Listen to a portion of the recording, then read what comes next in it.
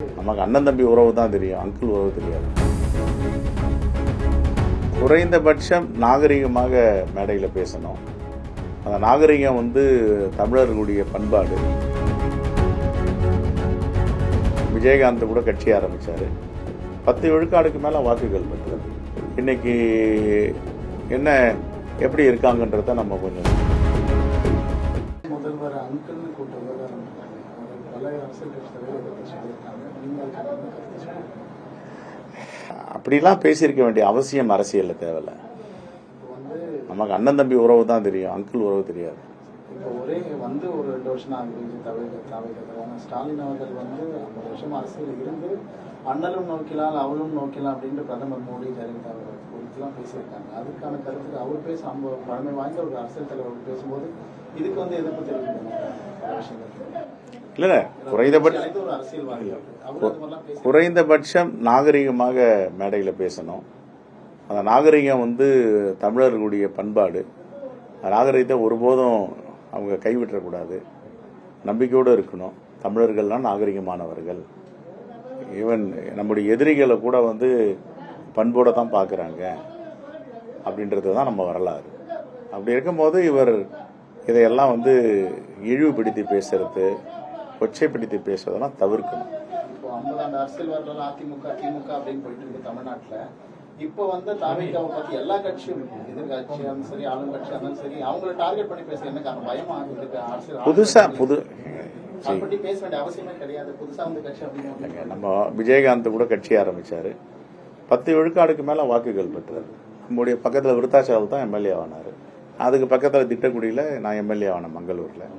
அப்ப 10% மேல வாக்கு பெற்ற ஒரு கட்சி இன்னைக்கு என்ன எப்படி இருக்காங்கன்றத நம்ம கொஞ்சம் திரும்பி பார்க்கணும்.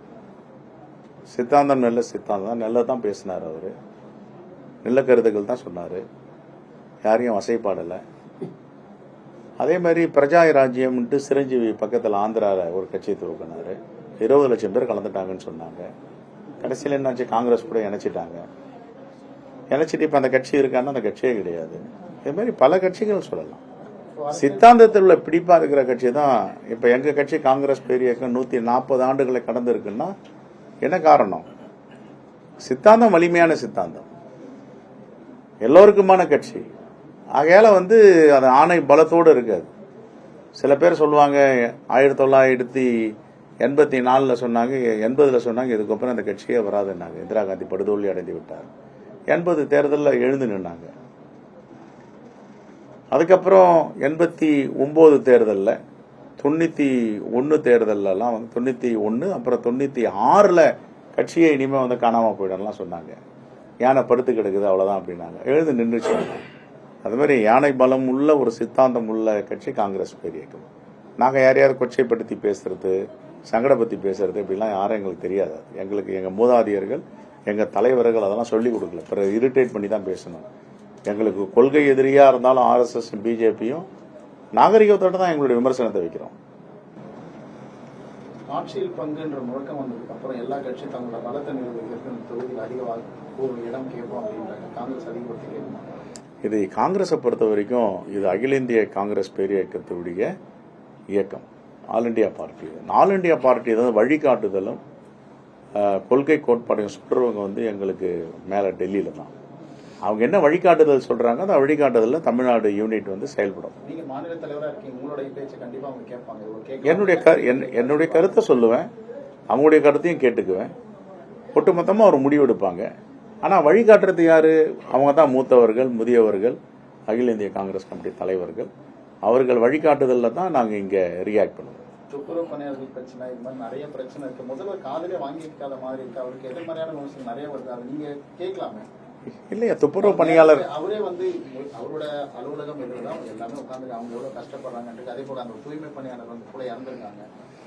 துப்புரவு பணியாளருடைய விஷயத்துல நாங்க முதல் சென்னை மாநகராட்சி முன்பு உண்ணாவிரதம் இருக்கும்போது நாங்க போய் சந்திச்சு உங்களுடைய குறைகள்லாம் மாண்பு முதலமைச்சர்கிட்ட சொல்றேங்க அப்படின்னு சொன்னோம். காங்கிரஸ் பேரியக்கத்துடைய மாமன்ற உறுப்பினர்கள், தலைவர் பெருமக்கள் நாங்கெல்லாம் கலந்துட்டோம். கலந்து முடிச்சுட்டு வந்த பிறகு மாண்பு முதலமைச்சர்கிட்ட இந்த பிரச்சனைகள்லாம் எடுத்து சொன்னோம்.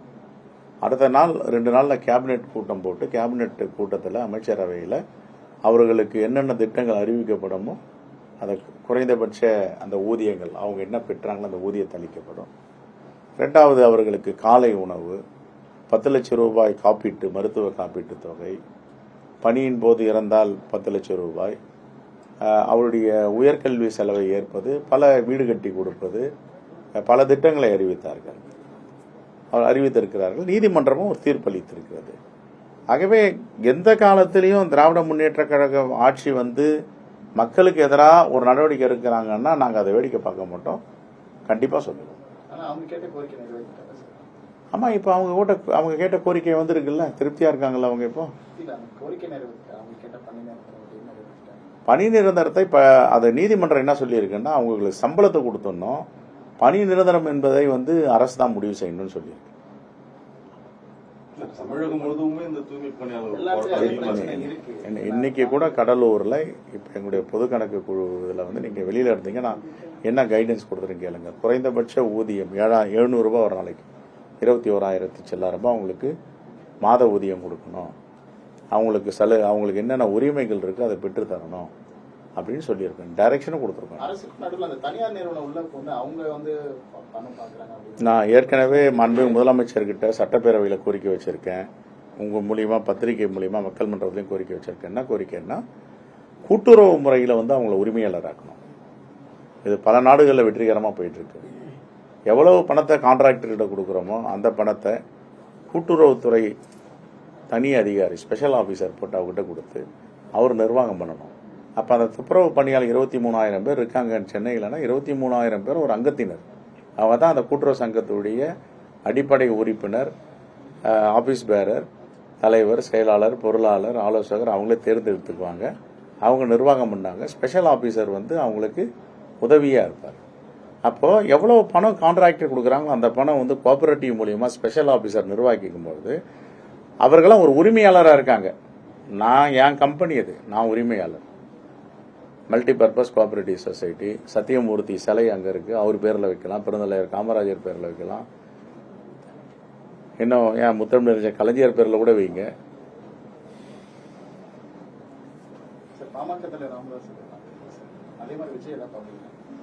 வாய்ப்பில்லை. அவர்கள் ஒற்றுமையாக இருக்க வேண்டும், பிரச்சனை வரக்கூடாது. ஒரு மாபெரும் இயக்கம் என்ற அடிப்படையிலும் ஒரு 40 ஆண்டு கால அவரோடு உறவில் இருப்பதுனாலையும் பொது வாழ்க்கையிலையும் பர்சனலாகவும் அவர் அந்த குடும்பத்தை எனக்கு பிடிக்கும். அந்த அடிப்படையில் ஒரு சங்கடங்கள் இருந்தது, பிரிஞ்சு இருக்கிறது, இது மாதிரி அறிக்கைகள் வர்றது. அவர் உடல்நிலை விசாரிச்சுட்டு யாரும் பேசுவதற்கு இடம் கொடுத்துடக்கூடாது. இந்த இயக்கம் என்பது பலமாக இருக்கணும். அதுதான் வந்து பிற்படுத்தப்பட்ட மக்களுக்கும் விளிம்பு நிலை மக்களுக்கும் நல்லதுன்றதை பற்றி பேசணும். செய்திகளை உடனுக்குடனும் துல்லியமாகவும் தெரிந்து கொள்ள சப்ஸ்கிரைப் பண்ணுங்க.